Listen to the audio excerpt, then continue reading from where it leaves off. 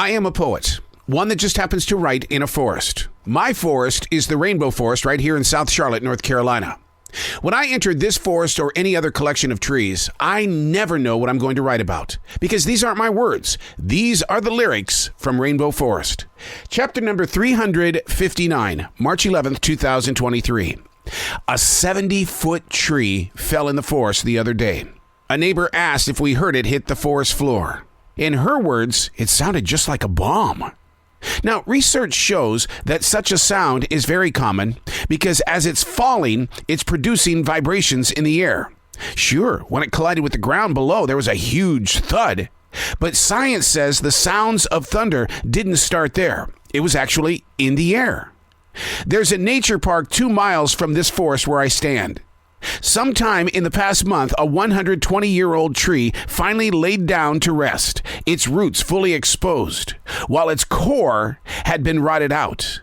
Because it's been a part of this forest for so many winters, I'm in love with the idea of physically watching it melt with nature in the months and years ahead. And how many other trees will grow where it once stood? How did the air vibrate on that particular day as that skyscraper of a tree was invited to its final dance? Those moments that we either ignore or we don't pay attention to. We walk down these paths in parks and nature preserves, and we don't really find ourselves in a place of, I wonder what it sounded like when this tree was finally given the opportunity to fall asleep. What will grow in the place where those roots were once strong, where it borrowed the nutrients from the earth and it shared the leaves of many for other trees to have nutrients during the very cold months of winter?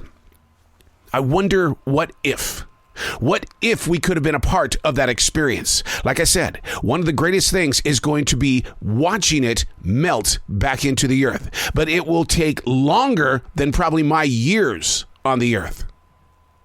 Being a partner with nature is a relationship or a collaboration of love.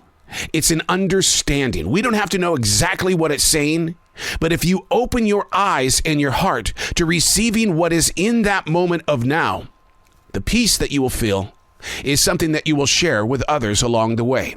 There's just something about a forest floor that has a truth about it that you will never find on a paved street.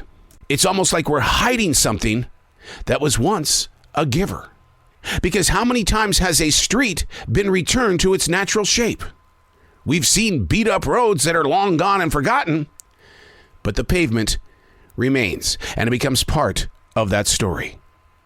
Challenge yourself to look beyond what you think we need as a human being. Step into a collection of trees, go to a park, go into an area that has no paths, and just sit there and listen.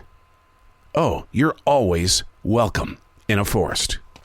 I'm Errol. These aren't my words. These are the lyrics from Rainbow Forest.